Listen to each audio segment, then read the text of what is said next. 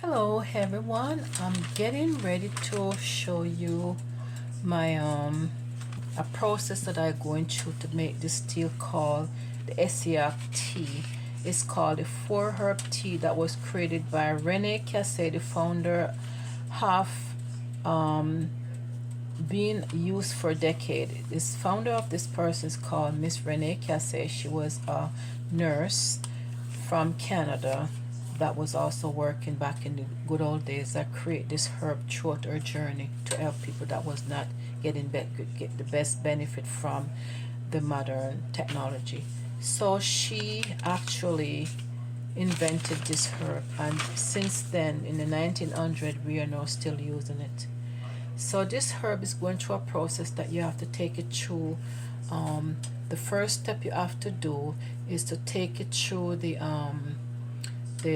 cooking stage. The cooking stage is 10 minutes, and then you have to leave it out for 8 to 12 minutes. And after you leave it for that time, you come back to scanting it, and I will show you that part when I get there. At this time, I'm not ready to do the warmage for the scanting, but I'm just gonna go back. It sit there for already 8 hours. So you can start between 8 hours to 12 hours. So I'm in the process now to get it from the 8 hours level to scan it to put it into a container. This tea here must be done into sterilized container, sterilized steel pot. You can use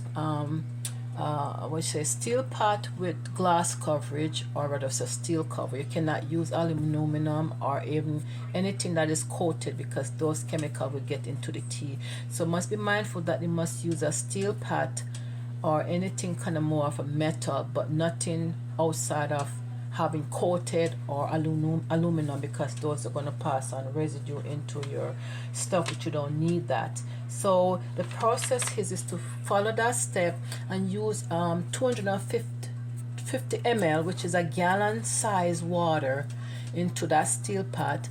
Bring it to boil. You take the 4 herbs, which is measured to about 2.5 to 3 ounces, into that pot and let it stir. You can stir it all the way up to 10 minutes, or stir it and leave it for the maximum 10 minutes. Then you leave it for the period of time that I mentioned.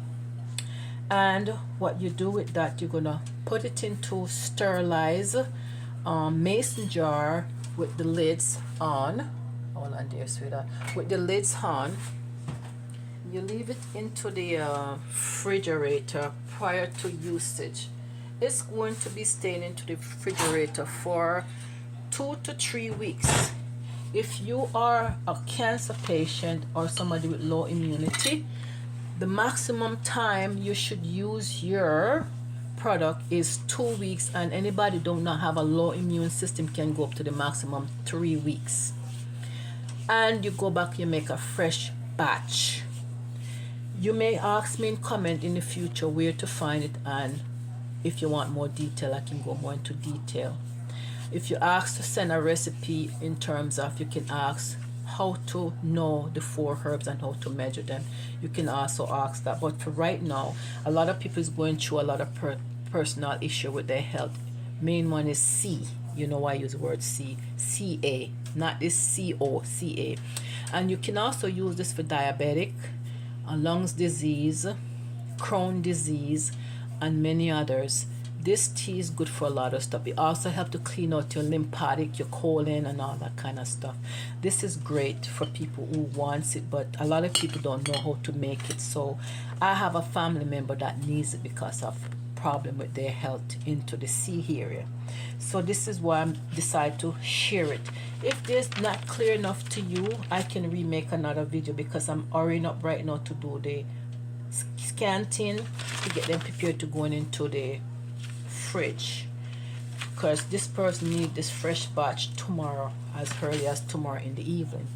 So this is what I'm doing right now. I am going to go right now as we speak. Oops. And I'm going to you can't see me because I'm around the screen here. You might probably see me when I'm pouring. So here is it. I am going to start pouring. You can hear me speaking, and I'm going to be getting ready to pour. Okay. The reason why I like it this way, because it gives me time to focus. So just listen to the voice, and then whatever I had as a stitch video, if I have a stitch one, I will show you the stitch video where I started this morning to where I'm at right now. Okay. Oops. It is important that you scan it well so you can get the residue from the product. The extra residue you don't need, because it's kind of thick and coated, and that thick coated stuff, you don't really want it, okay? You want to get rid of that. So if you know what I mean, you want to. And by the way, you don't want it, for me right now, was talking too long and I'm almost reboiling it, so I'm going to make it kind of cool and let it settle. You know what, it need to just not boil all over again. You get the resettlement got mixed in, which means it's gonna have more of a concentrated from the residue that you don't want. So I'm going to have to rescan it again, which means to get it to cool down slightly before I buckle it. And then then after doing so, it was settled enough to take up most of the residue. But all said and done, you can still keep the residue, but it's harder for you to serve it to the patient or the person who needs it, whether yourself or somebody. So the best way to get it not being like this is not to make it over warm. But as I said, the conversation got too long. I'm going to have to cut into it and then finish it up. When I bottle it, I will show the bottling what it look like. So I'm going to cut this video for right now, because I have to go recool it to get most of the sediment out of it. And then when I bottle it, I will show it to you guys.